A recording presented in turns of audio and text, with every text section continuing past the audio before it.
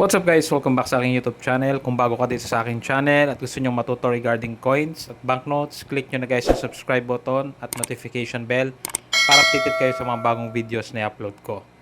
So ngayon guys, pag-usapan natin itong mga 5 piso which is part ng BSP series. So marami kasing mga nalilito po dito, no, regarding this no mint mark tsaka may mint mark ng mga coins. So tingnan nyo po yung sa taas guys sa 1997 tsaka 1998. Wala po silang mint mark na tinatawag. So ganito po yung symbol ng mint mark and nandito po siya sa bandang ilalim ng shoulder, no, ni Emilio Aguinaldo. So may mga ibang content kasi guys na pag sinabi nilang wala daw mint mark yan is mahal po yung value ng barya na yon. So nagkakaroon po ng kalituhan, no, pagdating po sa mga 5 pisong ganito, itong mga 1997 tsaka 1998 na may na walang mint mark.